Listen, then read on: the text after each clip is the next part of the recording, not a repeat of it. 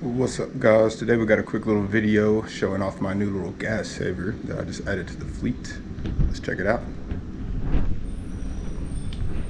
Got my baby here, my ZX4. I don't know what to name this thing, so I haven't really come up with a good idea. Oh, looks like we got a package. It's always nice.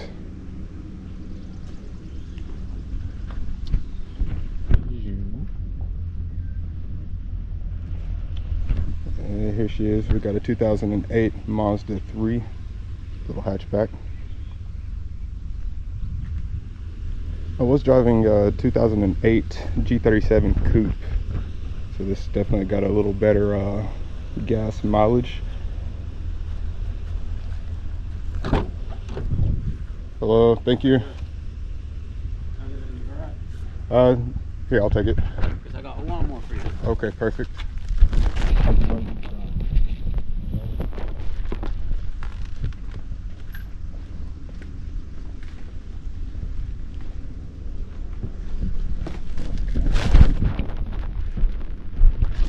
Always get parts and stuff here. Awesome, thank you. No problem. Have a good day. You have a great day, brother. Thank you. Yeah.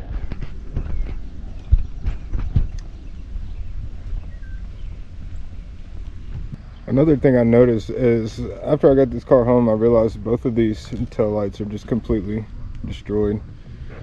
One of them's holding water, condensated really badly, and then this one's cracked, so pretty much gonna be the same deal.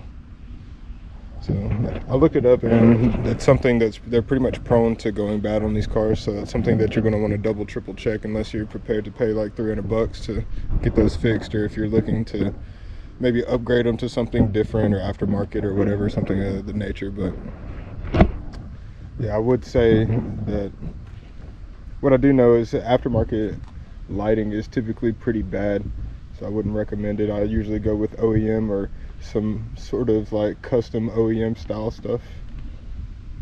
But yeah, that's just another thing that I did notice with this car. Also, I do plan to make a video of driving soon, so I'm gonna have to get some different attachments for my camera and get that set up. But I did notice a little bit of shaking in the steering wheel at highway speeds, probably like 60.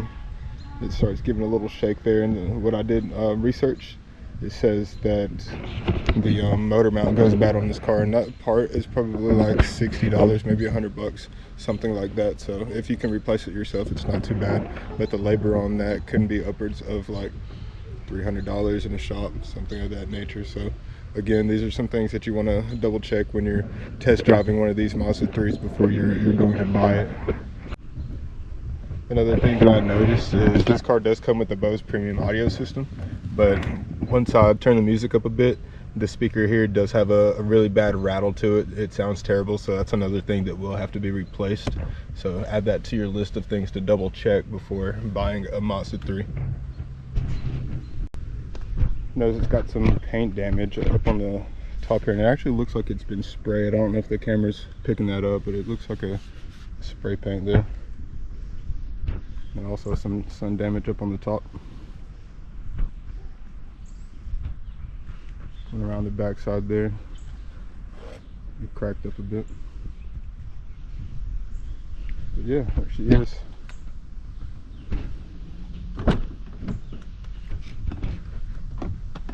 Manuel. A couple of things about the interior that I've noticed.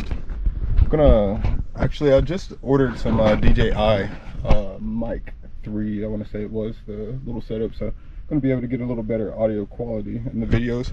But it's got 2 different mics that comes with that, and I'm going to be setting one up in the back because I do hear some rattling around of some sort. And the guy that I bought this car from, he told me, he was just like, yeah, that's just stuff that's sitting back here. If you hear some noise coming from the rear, that's what that is. No, really, that's the God's truth. Yeah, but anyway, so we're gonna test that out and see what we can hear from back there. And also, this little thing I noticed, I tried to screw it back down, but it's stripped, so I'm gonna have to replace that. It's not a huge deal. My biggest gripe about this car is I'm usually wearing my boots, so even like with tennis shoes here, you can see it's kind of a small foot area here, and when I've got my boots on, then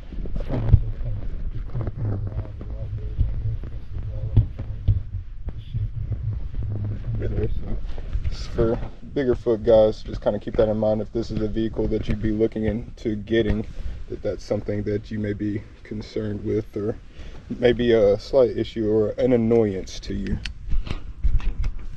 I see this car, it's got the custom stitched little steering wheel here, the cover that someone put on, so that's a nice touch. I'm sure that was probably good and worn out and sticky.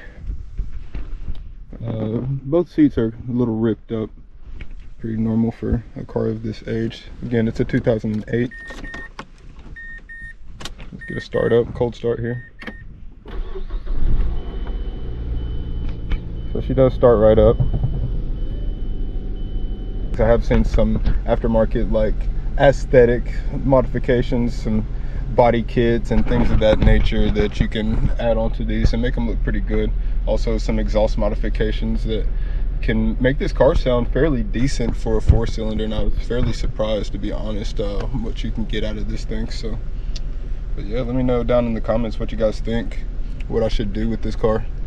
I'm usually more of an Infiniti guy, so I'm kind of reaching out, branching out, I guess I should say, into different makes and models and builds and stuff. I've actually totaled 2 Infiniti G37 coupes at this point, and starting to feel like maybe it's just time to take a different route. Kind of gotten back into the bikes, as you can see, so definitely a lot of content coming with the bikes coming up soon, so stay tuned for that. Make sure to like and subscribe onto the page and stay checked in for all that good stuff. So, but yeah, I just wanted to make a quick little video about this little hatchback I got.